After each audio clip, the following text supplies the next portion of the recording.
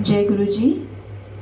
शिव महापुराण विधेश्वर संहिता 24वां अध्याय भस्म धारण की महिमा। सूत जी ने कहा, हे ऋषियों, अब मैं तुम्हारे लिए समस्त वस्तुओं को पावन करने वाली भस्म का महात्म्य सुनाता हूँ। भस्म दो प्रकार की होती है, एक महाभस्म और दूसरी स्वल्प भस्म। महाभस्म के भी अनेक भेद हैं। यह तीन प्रकार की होती है, श्रोता, स्मार्त और लौकिक। श्रोता और स्मार्त भस्म केवल ब्राह्मणों के ही उपयोग में आने योग्य है। लौकिक भस्म का उपयोग सभी मनुष्य जन कर सकते हैं। ब्राह्मणों को वैदिक मंत्र का जाप करते हुए भस्म धारण करनी चाहिए तथा अन्य मनुष्य बिना मंत्रों के भस्म धारण कर सकते हैं। उपलों से सिद्ध की हुई भस्म आगन्य भस्म कहलाती है। यह त्रिपुंड का द्रव्य है। अन्य यज्ञ से प्रकट हुई भस्म भी त्रिपुंड धारण के काम में आती है। जाबाली उपनिषद के अनुसार अग्नि इत्यादि मंत्रों द्वारा 7 बार जल में भिगोकर शरीर में भस्म लगाएं। तीनों संध्याओं में जो शिव भस्म से त्रिपुंड लगाता है वह सब पापों से मुक्त होकर शिव की कृपा से मोक्ष पाता है। त्रिपुंड और भस्म लगाकर विधि पूर्वक जाप करें। भगवान शिव और विष्णु भी त्रिपुंड धारण है। अन्य देवियों सहित भगवती उमा और देवी लक्ष्मी ने इनकी प्रशंसा की है। ब्राह्मणों, क्षत्रियों, वैश्यों, शूद्रों, वर्ण संकरों तथा जाति भ्रष्ट पुरुषों ने भी उदूलन एवं त्रिपुंड रूप में भस्म धारण की है। मैं ऋषियों, इस प्रकार संक्षेप में मैंने त्रिपुंड का महात्म्य बताया है। यह समस्त प्राणियों के लिए गोपनीय है। ललाट अर्थात माथे पर भौहों के मध्य भाग से भौहों के अंत भाग जितना बड़ा त्रिपुंड ललाट में धारण करना चाहिए। मध्यमा और अनामिका अंगुली से 2 रेखाएं करके अंगूठे द्वारा बीच में सीधी रेखा त्रिपुंड कहलाती है। त्रिपुंड अत्यंत उत्तम और भोग और मोक्ष देने वाली है। त्रिपुंड की एक एक रेखा में 9 देवता हैं जो सभी अंगों में स्थित हैं।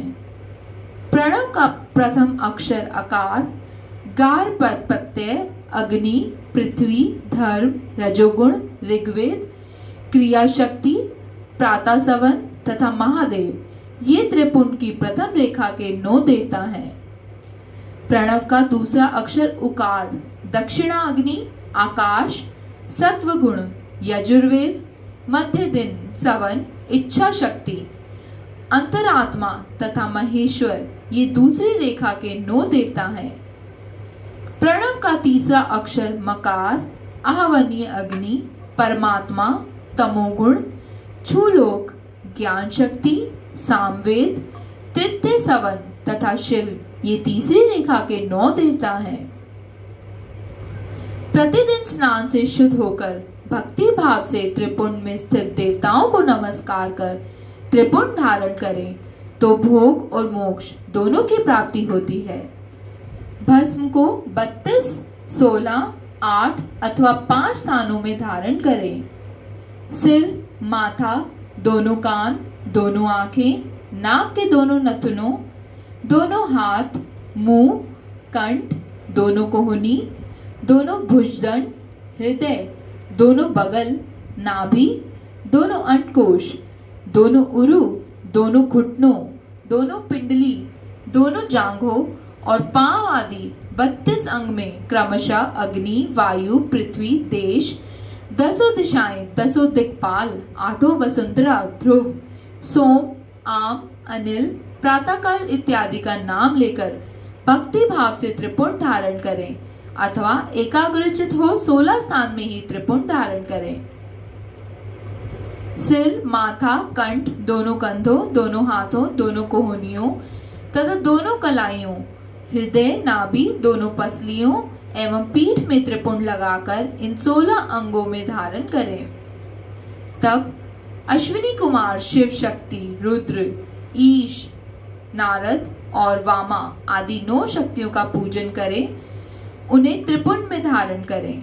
सिर, बालों, दोनों कान, मुंह, दोनों हाथ, हृदय, नाभि, उरयुगल, दोनों पिंडली एवं दोनों पांवों इन 16 अंगों में क्रमशः शिव, चंद्रमा, रुद्र, ब्रह्मा, गणेश, लक्ष्मी, विष्णु, शिव, प्रजापति, नाग, दोनों नाग कन्या, ऋषि कन्या, समुद्र तीर्थ इत्यादि के नाम स्मरण करके त्रिपुंड भस्म धारण करें। माथा, दोनों कान, दोनों कंधे, छाती, नाभि एवं गु अंग आदि 8 अंगों में सप्तऋषि ब्राह्मणों का नाम लेकर भस्म धारण करें, अथवा मस्तक, दोनों भुजाएं, हृदय और नाभि, इन 5 स्थानों को भस्म धारण करने के योग्य बताया गया है। देश तथा काल को ध्यान में रखकर भस्म को अभिमंत्रित करना चाहिए तथा भस्म को जल में मिलाना चाहिए।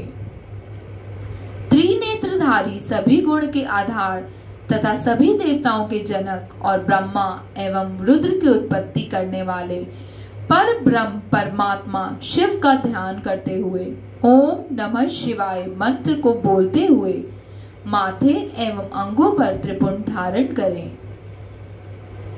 24वां अथवा अध्याय विदेश्वर संहिता शिव महापुराण समाप्त। जय गुरु जी।